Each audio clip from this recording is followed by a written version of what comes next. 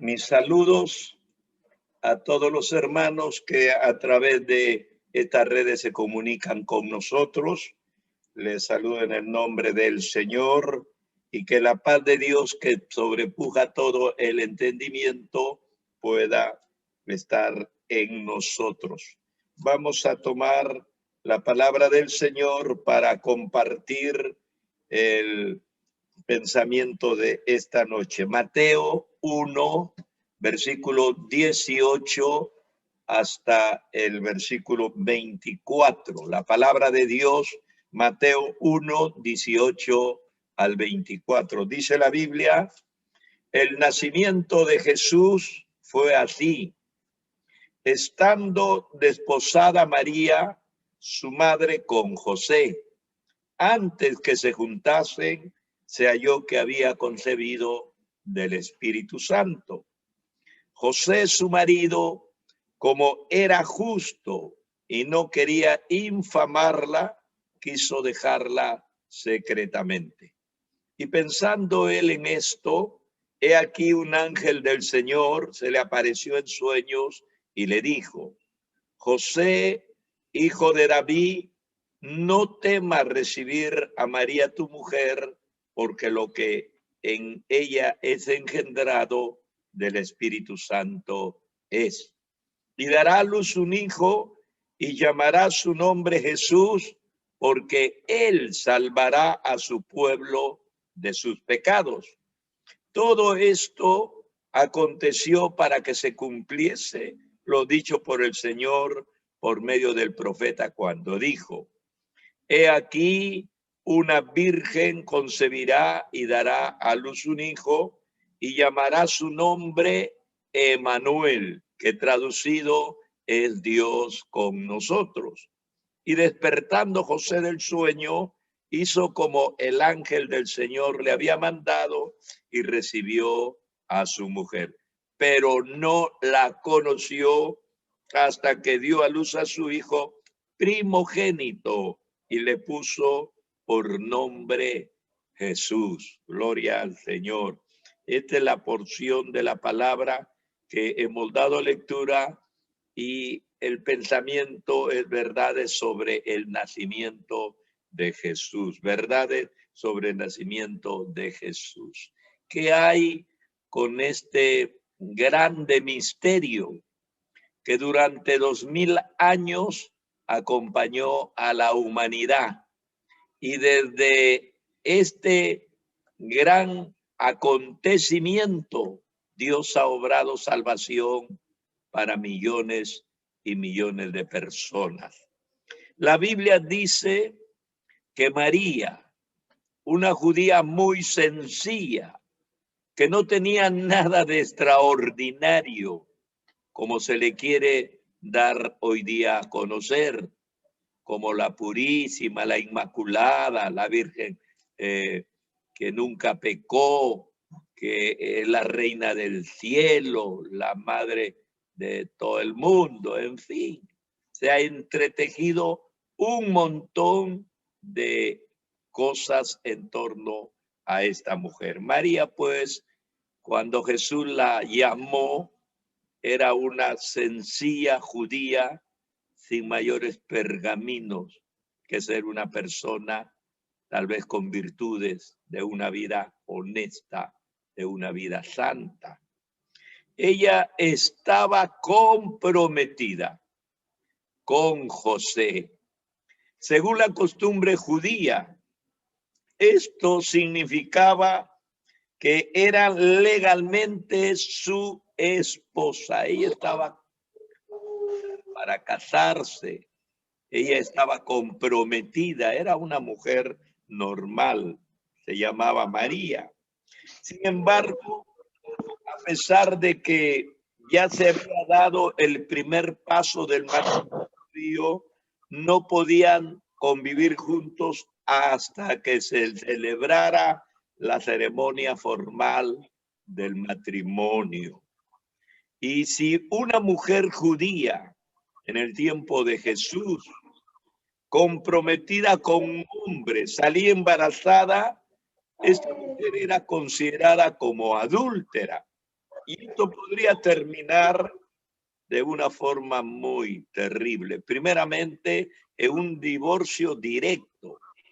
Y segundo, en un juicio. Esta clase de personas con esta clase de problemas terminaban en un juicio y la condena para ellas era la muerte por lapidación. Así que todos estos acontecimientos que entretejen alrededor de este nacimiento trae muchas cosas como para meditar. Dice la palabra del Señor que mientras esto sucedía en el corazón de María, el sueño de José, el esposo, dice que pensando en esto, he aquí un ángel del Señor se le apareció en sueños y le dijo, José pensaba dejarla secretamente para no infamarla y evitar de esa manera que sea ajusticiada y muerte por lapidación. Entonces el ángel se le apareció en sueño y le dijo, José, hijo de David, no temas recibir a María tu mujer, porque lo que en ella es engendrado del Espíritu Santo es. Dios le habló enviándole un mensaje por medio de un ángel y en sueños, mientras este varón dormía. Nosotros entendemos que todo el mundo sueña. Es parte de la naturaleza humana. No es nada extraordinario que usted tenga un sueño perturbador, no. Pero hay que entender que no todo sueño es de Dios. Esto lo sabemos. Sin embargo, sí hay sueños que vienen de Dios.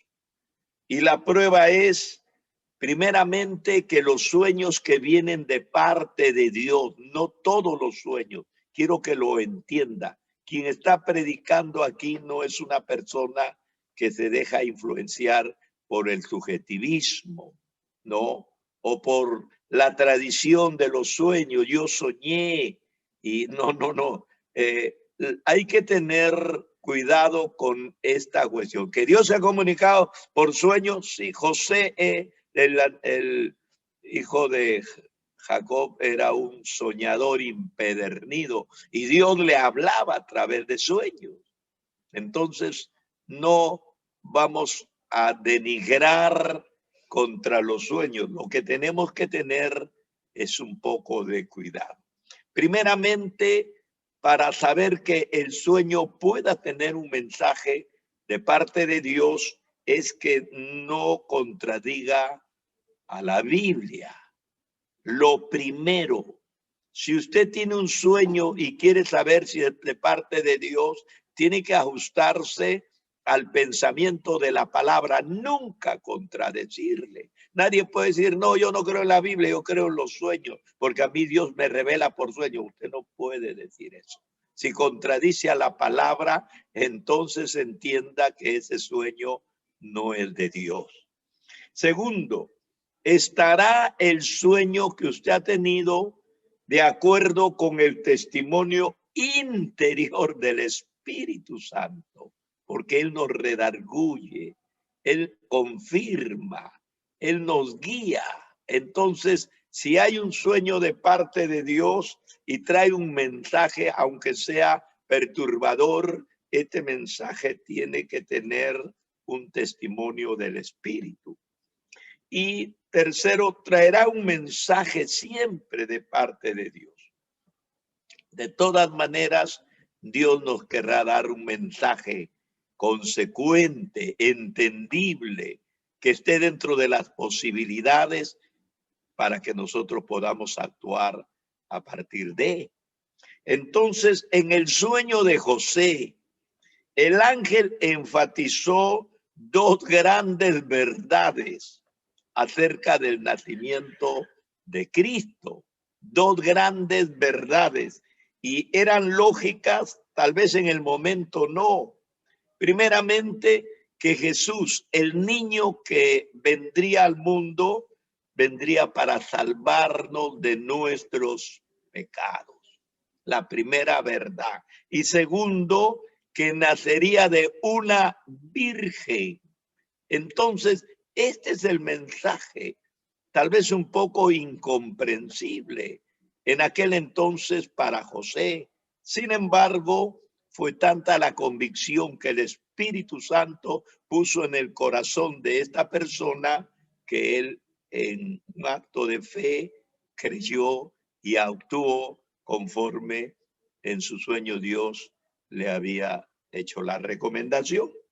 Así que el pensamiento era directamente que el niño tendría que llamarse Jesús porque sería el Salvador del mundo. Dice el versículo 21, y dará a luz un hijo y llamará su nombre Jesús, porque él salvará a su pueblo de sus pecados.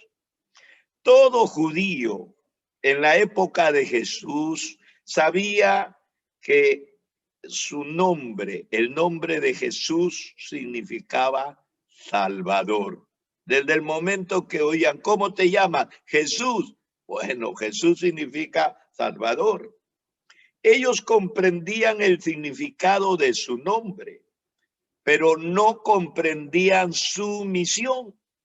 Bueno, tú eres Jesús y tu nombre significa Salvador, pero no entendemos cuál es tu misión. Y ellos sabían que necesitaban un Salvador, porque no podían salvarse a sí mismos. Por lo cual ellos esperaban que el Mesías prometido de parte de Dios los salvaría. ¿Dónde estaba el error de ellos? Un error que le costó todo lo que hasta este momento ha traído tanta cola, tantas consecuencias negativas. Ellos creían que el Mesías que vendría para salvarlo, para liberarlo de los romanos, de la opresión política de los romanos que los tenían esclavizados. Así que cuando Jesús entró en Jerusalén, todos recordamos, los lectores de la palabra del Señor, en ese capítulo 21 del libro de Mateo, Jesús entra en Jerusalén y entró de una forma muy especial, contraviniendo a las expectativas mesiánicas que Israel tenía de su Mesías. ¿Qué expectativas tendría Israel, los judíos? Que Jesús vendría como un guerrero, un gran soldado, un estadista o gobernador, un luchador, un triunfador, montado en un caballo blanco totalmente armado, listo para la guerra, listo para enfrentarse a Roma. Esa era la visión que se tenía del Mesías Salvador. Resulta que en este día, cuando Jesús entró, pues fue una expresión totalmente contraria a las expectativas que ellos tenían, porque Jesús entró como un judío más, sentado no sobre un caballo blanco, ni armado como un guerrero. Jesús entró sentado en un asno, en un burrito. Eso fue lo podemos decir, lo contrario a sus expectativas. Pero hay que entender también una cosa. Según la descripción que hace el historiador judío Flavio Josefo sobre la persona, la personalidad que irradiaba Jesús, no era una simple expresión. Su mirada, su solemnidad para hablar, su forma tan categórica y directa de decir las cosas, irradiaba respeto, irradiaba solemnidad y pocas personas que le habrían visto no habrían sido impactadas con él. Así que el hecho de que esté sobre un asno no podemos ningunear ni menospreciar al gran personaje que Cristo representaba. Ahora, en torno a él había una estela de fama por todo lo que ya había hecho, las sanidades, las liberaciones, el manejo sobre la naturaleza, inclusive se había enfrentado a la muerte y había resucitado personas. Entonces, todo eso le daba pergaminos diferentes que lo hacían presentarse no como un judío cualquiera. El pueblo en ese día reaccionó y dice la palabra del Señor que tendían sus mantos y traían ramas de árboles y ponían en el camino donde él pasaba, ¿no? Y todos cantaban, Hosana, Hosana, que significa salva ahora. O sea que si la mayoría de judíos tenían una visión equivocada del Mesías, los que le conocían muy de cerca, influenciados por esa estela de poder y solemnidad que había demostrado Jesús, estaban en lo cierto, suplicando y pidiendo que Él los salvara. Así que podemos decir que aún en la expectativa equivocada que el pueblo tenía sobre el Mesías, era bueno que ellos quisieran ser salvos de la opresión del César. No era malo. Sin embargo, ellos desconocían que había un tirano peor, más nocivo, más terrible que el mismo César. Y eso era el pecado. Así que Jesús no vino para enfrentarse a los césares romanos. Si esto hubiera sido, habría habido un error craso en la historia del cristianismo. Porque mientras los romanos persistían en el gobierno, el enfrentamiento del cristianismo habría sido en el nombre de Jesús contra ellos. Pero ahora que no hay romanos, no hay césares con quien luchar, entonces se habría diluido el pensamiento cristiano en la nada por inoperancia y anacrónico, cosa que no ha sucedido gracias al Señor, porque Jesús vino para librarnos del lazo del pecado. Su misión no fue solamente salvarnos de la paga del pecado, lo que dice la palabra del Señor, porque la paga del pecado es la muerte.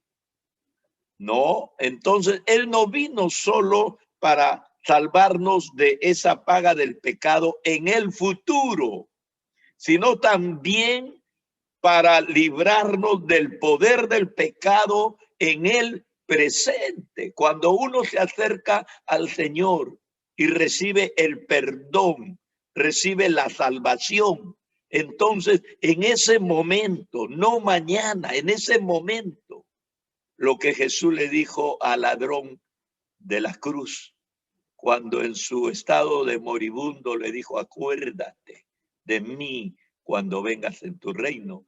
Jesús no le dijo mañana o pasado o después o tal vez o de repente. No, no, no, no. De cierto te digo que hoy mismo estarás conmigo en el paraíso. Así que Él vino para salvar a su pueblo de sus pecados y no dejarlos en ellos. Él vino a salvar a la humanidad de nuestros terribles pecados y no dejarnos en ellos. Si uno salva a otro que se esté ahogando en un lago o en un río o en el mar y lo salva del agua, pues no lo deja ahí, precisamente lo saca a la orilla, donde pueda decir, ya estás salvo, no te vas a ahogar. Si uno salva a otro del fuego, no lo deje en el incendio, precisamente lo saca fuera del incendio. Si uno salva a una persona de un encierro, no lo deja tras la reja, lo saca fuera de la reja. Así que Jesús nos saca del pecado, nos libra del pecado, no con una oferta futura, sino con una acción presente, hoy. Así que Jesús romperá toda cadena del pecado que nos esclaviza. Esta ha sido la misión y la promesa del Señor. Y queremos decirle a toda la gente que aunque miles de demonios tengan atado, como ataron y atormentaron al endemoniado Gadareno, hasta que apareció Jesús y los miles de demonios tuvieron que salir por la orden que el Señor le dio y los echó fuera. Esto hará el poder del Señor, no importa la situación o la posesión aún demoníaca en el que se encuentra el hombre o el mundo entero.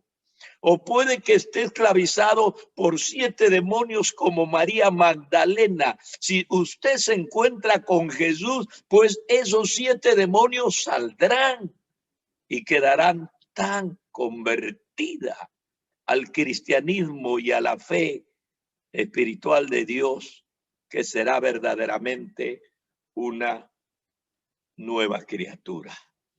Él nos librará. Por medio de Moisés dio libertad el Señor a su pueblo de la esclavitud de Egipto. Lo sabemos por las Escrituras. Y por medio de Jesús, Dios librará a su pueblo de la esclavitud del pecado. Jesús puede hacer algo más que perdonar nuestros pecados. A través de la oración auricular, y no quiero ocuparme de religión alguna, no viene al caso, porque no estoy contraviniendo, ni contradiciendo, ni enfrentándome a ninguna religión. Estoy hablando del Cristo Salvador que está por encima de toda expresión subjetivista espiritual de la humanidad. Pero hay personas que a través de la confesión auricular reciben el perdón. Y bueno, el sacerdote le dice, rézate tantos Padre Nuestro y tantas Ave María. Yo le digo porque cuando era niño me llevaban a la buena o a la mala a la confesión. Y después del rezo tú estás perdonado. Pero para ser sinceros, ese perdón no convence, no nos quita ni la culpa ni la pena. Seguimos tan mal haciendo las mismas cosas. Así que no hay ninguna forma de liberarnos. Jesús no hace eso, de que le dice te perdono y usted continúa en lo mismo. No hay nada de eso. Cuando el Señor verdaderamente perdona los pecados, le va a suceder lo que le sucedió a la mujer de Magdala cuando la quisieron matar por adúltera. Y Jesús la liberó con ese juicio de conciencia que hizo sobre el público amenazador. Y luego Jesús, frente a la mujer, le dijo, ni yo te condeno, vete y no peques más. Esa palabra de sentencia no fue contra la mujer, sino contra el pecado. La persona como esta mujer, si es perdonada por el Cristo de la gloria, entonces verdaderamente sufrirá el cambio, la transformación, será verdaderamente salvo. Cristo nos sacará de la influencia de ese mal. Él puede salvarnos de todos nuestros pecados. Lo dice la palabra, y cualquier verdadero creyente que se encontró con Jesús y recibió la salvación de él puede corroborar lo que estoy diciendo a través de la palabra en esta noche. Jesús entonces cumple la primera verdad del sueño. Su nombre será llamado Jesús porque él salvará. Segundo, la segunda parte del mensaje era que nacerá de una virgen. María misma no lo entendió. ¿Y cómo será esto? Digo, si yo no he conocido varón. Bueno, este es el gran misterio. Estamos hablando de la obra de Dios. No estamos hablando de la obra imperfecta, limitada, finita del hombre. Estamos hablando de la obra de Dios que tiene todo poder. Hace años había un profesor anciano que creía, porque era buen cristiano, en el nacimiento virginal de Cristo, que verdaderamente María fue engendrada por el Espíritu Santo. Algunos profesores liberales, compañeros de cátedra de él, se burlaron por esta creencia. Uno de ellos le dijo: profesor, suponga usted que una mujer entrara a un hospital aquí cerca, a este hospital que está cerca, entrara hoy. Y si ella diera a luz un hijo varón y le dijera que ella es virgen, ¿usted le creería? Bueno, el profesor creyente anciano respondió, le dijo: probablemente no lo creería. Sinceramente no lo creería. Sin embargo, si ese hijo llegara a ser un hombre adulto y si pudiera abrir los ojos de los ciegos y si pudiera hacer que los paralíticos caminen y si pudiera limpiar a los leprosos y si pudiera resucitar muertos y si muriera como un criminal condenado, pero resucitara de los muertos, y si cambiara el curso de la historia del mundo, y si después de 2000 años una tercera parte de la población mundial lo llamara Salvador y Señor, y si todas las personas que creen en él declararan que tienen la certeza de su presencia dentro de su corazón, entonces sí le creería. Nadie puede negar los hechos de Cristo. Sus detractores pueden hablar y denigrar sobre tu persona o sobre lo que ellos llaman sus pretensiones, pero no pueden negar su obra, lo que él hizo, lo que dejó como un legado que nadie puede discutir y negar. Así que estas dos grandes verdades fueron reveladas en el sueño a José. Los nombres de los hebreos, como hemos visto, tenían un significado especial. El ángel también le dijo que su nombre sería Emanuel. Jesús el Salvador y Emanuel, que es un nombre compuesto de dos palabras. Imanu, que significa con nosotros, y él es el nombre de Dios, el Yón, el Dios alto, él.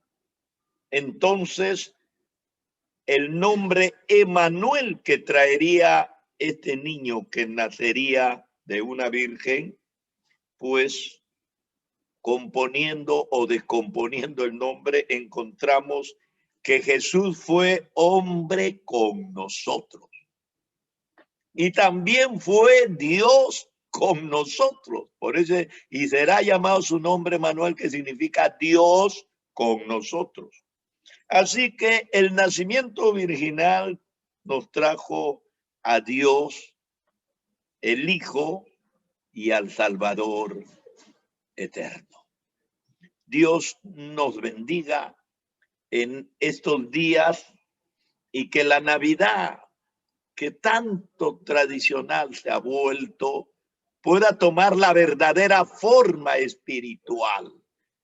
Que no es la celebración de una fiesta, la algarabía, el espíritu insultante de las personas, las que manifiesten que estamos de fiesta. No solamente eso, sino la alegría de saber que somos salvos, la alegría de saber que hemos sido rescatados de nuestros pecados y que el poder y la gracia de Dios actúa aún en este momento sobre nuestra fe.